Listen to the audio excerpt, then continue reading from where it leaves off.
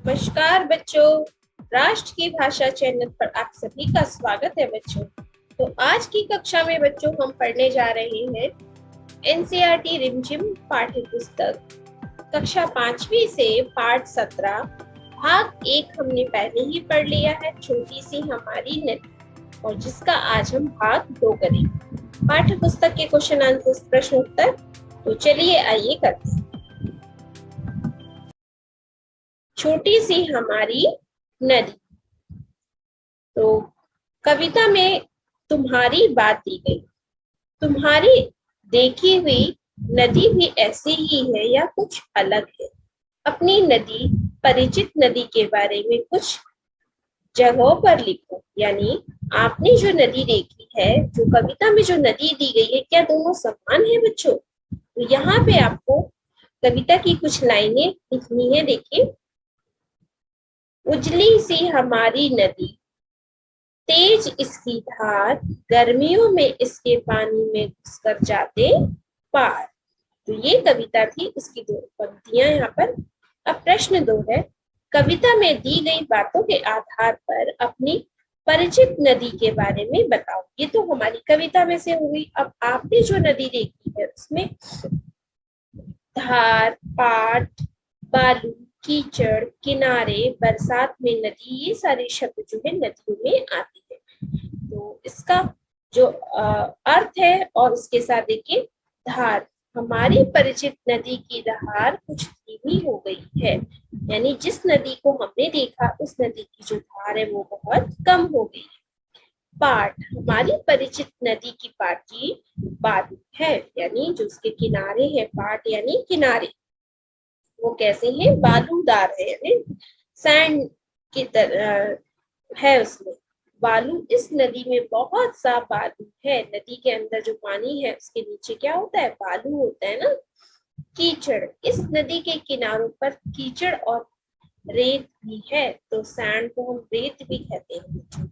बरसात में इस नदी में पानी अधिक भर जाता है, यानी जो नदी हमारी, हम जिसे जाते हैं उसमें ये सारी चीजें हैं। अब प्रश्न 3 है, तुम्हारी परिचित नदी के किनारे क्या क्या होता है? यानी जिस नदी को आप जानते हो उसमें और क्या क्या होता है? हमारे परिचित नदी के किनारे लोग पूजा पाठ करते हैं, कुछ मछलियां पकड़ते हैं, बच्चे यहाँ नहाते हैं तथा दूसरे लोग अपने अन्य काम करते हैं, जैसे कपड़े धोना आदि। तो गांव में अभी भी कुछ कुछ जगहों पे ये सब चीजें होती हैं बच्चों, जहाँ पानी की कमी होती है। प्रश्न 4, तुम जहाँ रहते हो उसके आसपास कौन कौन सी नदियां हैं और वे कैसे निकलती हैं और कहाँ तक जाती हैं? पता करो। यानी जहाँ आप रहते हो बच्चों, वहां पे नदी जो है, कौन कौन सी नदी है, किस तरीके की नदी है, वो कहाँ जाती है, वो आपको पता करना है। हमारे आसपास गंगा, यमुना नामक 2 नदियां हैं। अगर आपके घर के पास कोई और नदी है तो आप उसका नाम भी लिख सकते हैं। ये हिमालय पर्वत से निकलकर समुद्र में मिलती है, यानी सभी नदियां हिमालय पर्वत से ही उद्धरण होती हैं और जाकर अंत में समुद्र में मिलती है। स्थान अलग अलग है, लेकिन कविता के बाहर, तो कविता से अब थोड़ा हट के बाहर की चीजों के बारे में पूछा गया है। इस कविता में नदी का जिक्र और किस पाठ में हुआ है? नदी के बारे में क्या लिखा है? यानी इस कविता के अलावा और कौन सा ऐसा पाठ है जिसमें नदी के बारे में बताया गया है? तो इस कविता में नदी का जिक्र नदी का सफर पाठ में हुआ है। यानी छोटी सी हमारी नदी से पहले एक कविता है, एक छोटा सा पाठ है नदी का सफर। तो उसमें बताया गया कि नदी कहाँ से होकर कैसे उसका उद्धरण हुआ, कहाँ उद्गम हुआ है और कहाँ जाकर वो समा गई है। तो इस तरीके से पूरा बताया गया है, जिसमें नदी के उद्गम, मुहाने, जल प्रयास, उसके मार्ग, गति और बनने वाली घाटियों का वर्णन किया गया है। नदी पर कोई और कविता खोज कर पढ़ो और कक्षा में सुनाओ। यानी जो कविता हमने अभी पढ़ी थी उसके अलावा आपको कोई कविता अपनी सोचनी है और लिखनी है। तो नदी का जल, तो मैंने यहाँ पे लिखी, देखिए बहता जल। नदी का जल बहता कल कल है, ये बिल्कुल स्वच्छ और निर्मल। बच्चे नहाते इसमें हर पल, कहीं उछल कर कहीं मचल कर बहते रहता समतल।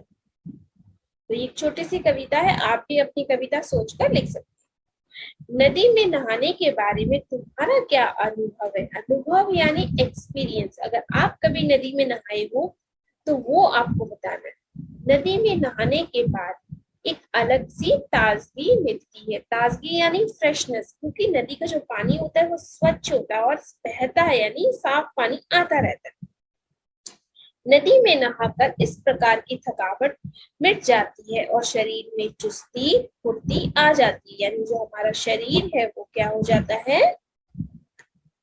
फिर से ताजगी से भर जाता है। क्या तुमने कभी मछली पकड़ी है? अपने अनुभव साथियों से बांटो, यानी कभी आपने मछली पकड़ी है? नदी के किनारे घूमने गए थे, तो ये मेरा अनुभव है, आप अपना अनुभव लिख सकते हैं बच्चों। वहां हमने एक मछुआरे से कांटा लेकर मछली पकड़ी। हमने मछली पकड़ना बहुत अच्छा लगा, लेकिन हमने मछली पकड़ने के बाद उसे वापस नदी में छोड़ दिया। मछुआरा मछली मांगता रहा, पर हमने उसे नहीं दी, क्योंकि हम उसे मारना नहीं चाहते। तो ये हमारा उत्तर है। अगर आपने किया है तो आप अपना उत्तर लिखिए बच्चों, ठीक है। उसके बाद देखिए, यह किसकी तरह लगते हैं? नदी की टेढ़ी मेढ़ी धार।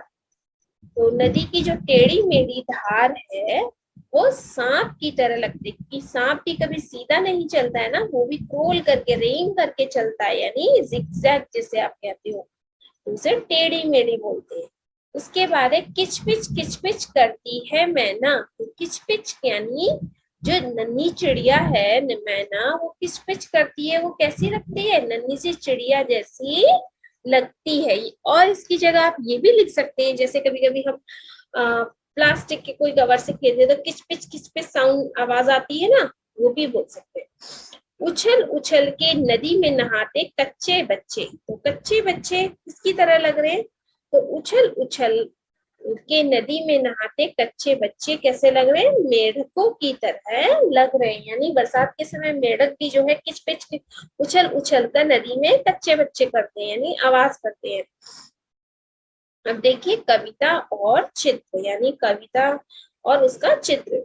कविता में पहले कविता से पहले दोबारा पढ़ो, वर्णन कर ध्यान दो, इस पढ़ को चित्र तुम्हारे मन में, इसे पढ़कर जो चित्र तुम्हारे मन में उभरा हो उसे बनाओ, यानी बताओ चित्र में तुमने क्या दर्शाया। यानी कविता आपको पढ़नी है, पढ़ने के बाद उस कविता को पढ़ने के बाद आपके मन में कैसा एक दृश्य उभर रहा है, कैसा एक चित्र, उस चित्र को फिर अपने एक कागज पे उतारना है, यानी इस पे ड्रॉ करना, बनाना है। इस कविता के पद में कौन कौन से शब्द तुकांत है उन्हें छाटो, यानी कविता में कौन कौन से शब्द जो थे तुकांत, यानी समान लय वाले शब्द, जैसे धार पार, ढालू चालू ढालू, नाम धाम, दार सियार, वन सघन, ले ढाले, नहाना छाना, रेती देती, उतारती दन्नाती, कोलाहल चंचल, रोला टोला। तो ये सारे शब्द जो थे समान तुक वाले शब्द थे बच्चों। उसके बाद देखिए, किस शहर में पता चलता है कि नदी के किनारे जानवर भी जाते थे? पार जाते ढोर डंकर से पता चलता है कि नदी के किनारे जानवर भी जाते थे, यानी कविता में ये लाइन जो है इससे पता चल रहा है कि जानवर भी उसमें आते हैं। इस नदी के तट की क्या खासियत थी, यानी जो नदी है इसमें जो है ऐसा क्या खास था? इस नदी के जो तट था, जो किनारा था, उसकी क्या खासियत थी? इसके जो तट थे वो ऊंचे थे, यानी उसके किनारे कैसे थे? बहुत ऊंचे थे। अब देखिए प्रश्न 4, अमराई दूजे किनारे चल देती कविता की ये पंक्तियां नदी किनारे का जीता जागता वर्णन करती है। तुम भी निम्नलिखित में से किसी एक का वर्णन अपने शब्दों में करो। तो हफ्ते में एक बार लगाने वाला हाट, तुम्हारे शहर या गांव की सबसे ज्यादा चहल पहल वाली जगह, चहल पहल की जो जगह हो, तुम्हारे घर की खिड़की या दरवाजे से दिखाई देने वाला बाहर का दृश्य, या ऐसी जगह का दृश्य जहां कोई बड़ी इमारत ना बन रही, यानी यहाँ पर से आप किसी भी एक चीज के बारे में उसका वर्णन कर सकते हैं बच्चों। तो हफ्ते में एक बार लगने वाला हाट, हाट यानी बाजार, हाट का अर्थ होता है बाजार या मार्केट, जिसे आप इंग्लिश में कहते हो। तो आप कोई भी इसमें से एक टॉपिक लेकर के अपने शब्दों में उसका वर्णन कर सकते हो।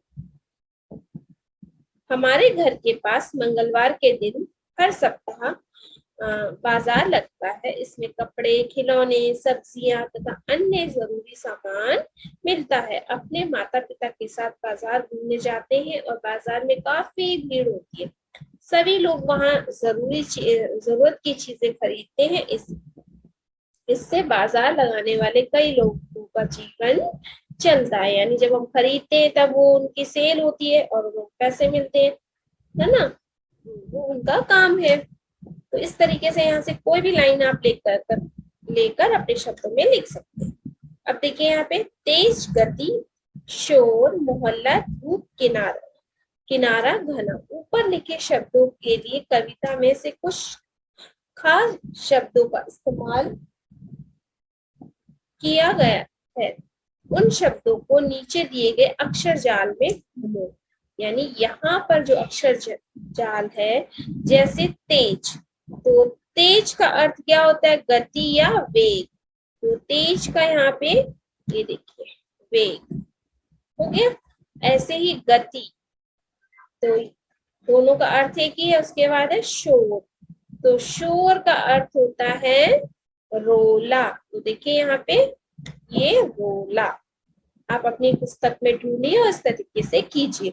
उसके बाद है मोहल्ला, तो मोहल्ले का अर्थ होता है टोला। अब यहाँ से ऊपर से नीचे देखिए, ये नहीं आएगा, सिर्फ ये दोनों आए, है ना, टोला। उसके बाद है धूप, धूप यानी घाम। गांव में धूप को क्या कहते हैं? घाम कहते हैं। बड़ी घाम चढ़ाई है खुद ने। किनारा, उसके बाद किनारा यानी पाठ। तो यहाँ पे देखिए, इन दोनों को आप कर सकते हैं पाठ, तो आप अपनी बुक में पेंसिल से ढूंढ के कीजिएगा। उसके बाद है घना, घना यानी सघन, बहुत ही ऊंची, जिसे आप बोलते हैं सघन। तो ये है कविता के, तो इन्हें आप ढूंढिएगा, प्रयास कीजिएगा अपने। तो बच्चों, ये थे छोटी सी हमारी नदी का भाग 2, जिसमें पाठ्य पुस्तक का अभ्यास कार्य किया है। अगर आपको कोई भी डाउट है या कोई भी शंका है इस पाठ में, तो आप कमेंट बॉक्स में लिखिए, मैं आपके प्रश्न का उत्तर दूंगी। तो फिर मिलेंगे अगली वीडियो में। तो अगर आपको ये आज की वीडियो अच्छी लगी, अगर आपको आज का पढ़ा हुआ समझ में आया, तो अपने दोस्तों के साथ शेयर कीजिए, लाइक कीजिए, मेरे चैनल को सब्सक्राइब कीजिए। फिर मिलेंगे अगली कक्षा में, तब तक के लिए धन्यवाद।